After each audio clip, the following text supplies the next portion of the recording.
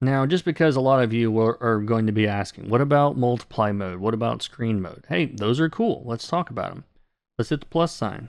Let's change this mode. This is the only one you have to pull down for. I don't know why they don't just start with multiply at the top. But when you hit the letter N, you have to pull down to see the word multiply.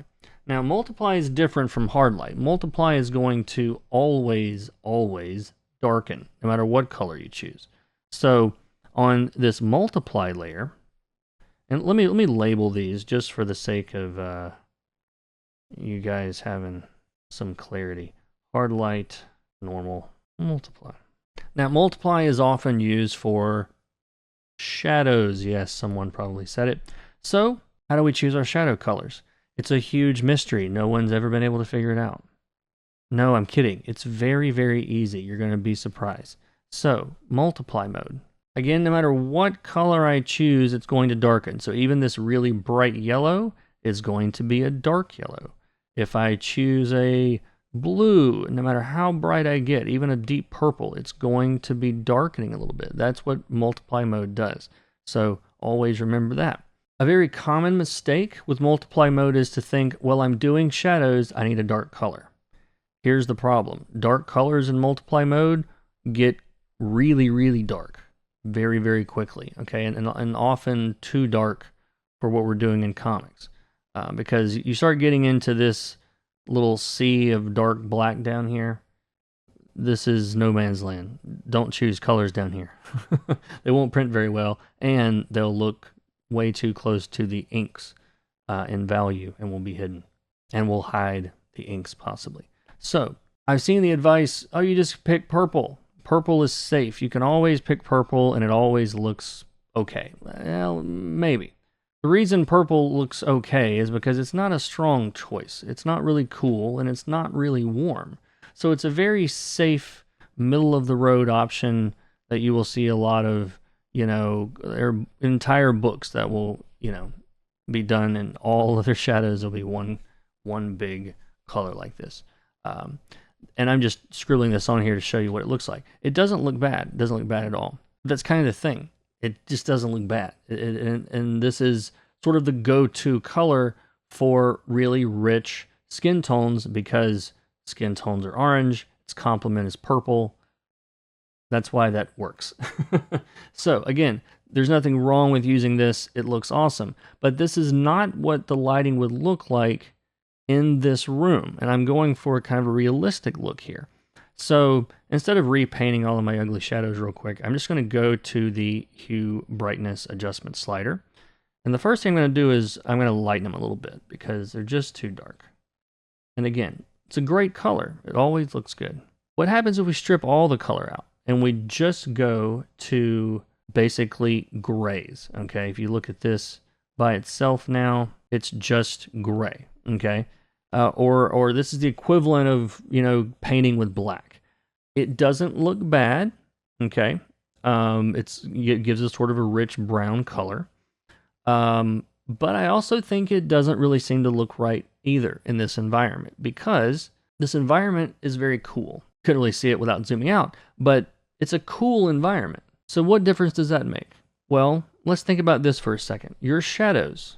Where did the color of the shadows really come from? If we were going to be realistic with this, how do they get their color? Well, a shadow is just the absence of light. Okay. And in this case, it's an absence of the direct light from above in this room. So if the light from the room isn't reaching the shadows, then what light is reaching the shadows? Because we can still see it. There has to be some light hitting there. What sort of light is reflecting into the shadows? Very often, it's the color of the environment. Now, to be real technical, of course, around her head and skin, most of that would probably be pretty warm because her skin's reflecting off her hair and all those things. But the shadows are typically filled with the average color of what's around them and what they're reflecting. So if this is a room that is mostly cool greenish blue, then if I choose cool greenish blue colors for my shadows, it's probably going to work. So I'm going to go to my multiply layer. Again, I'm just going to undo that change to gray. Go back into my adjustments. And we're going to cool it off. We're going to go this way with it. So we're going from purple. There's green. And then we start warming up again. So you can see that the blue really just turns sort of a gray color right there. And I would say that pretty closely matches the color of the environment. Now, maybe it's a little dark. Maybe it's a little saturated. We can play with that though. That's the cool thing about this mode. In hard light mode, we can adjust all this after the fact. And so maybe we do want some really stripped down shadows. Maybe we want some really rich, intense ones if it was a very emotional moment. But this is not an emotional moment, not like that. Not for this book. So I'm going to pick a happy medium somewhere right about there. And I think that looks good. So how can I then paint with that color? So first off, let me get rid of my ugly shadows for a second. I'm going to isolate this layer by holding down the checkbox and make sure I select this color, okay? Because I just slid the slider into that color. I didn't paint that color. So I want to make sure I've got that color. Hold down the checkbox to bring everything else back. Let's just clear this layer. I'm going to click that layer and hit clear. Now, if I was really painting this, using this color, again, we're in that multiply mode. But look at how bright this color is. It's sort of a middle blue color. It's not really bright. But now I can paint with this color. You can see it in her eyes especially. It's like eyes do a lot to reflect the color of their environment. So that really cool blue really comes through on the white of her eyes. And again, totally up to you as far as like how much detail you want to do in this. I'm just sort of having fun here.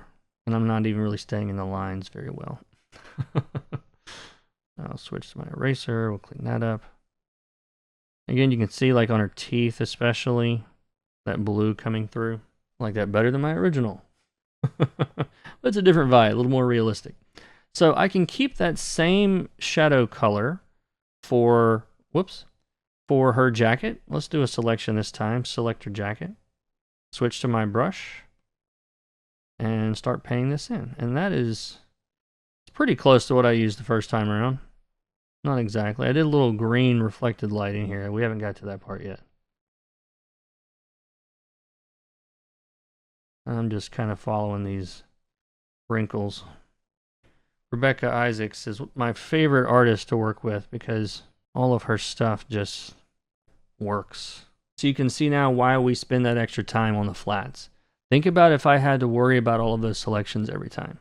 Now I will say, don't forget that when we're doing hair, and I'm going to go ahead and I'll paint some deep shadows in this using that color.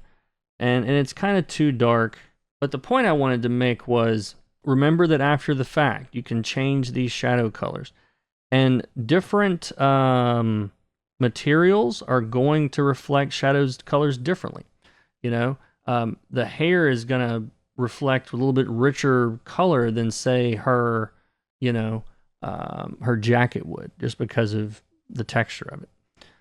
So there's definitely, you got to think about the material, how reflective it is, and even the type of light and shadow should change, depending on how depending on what your stuff is made of.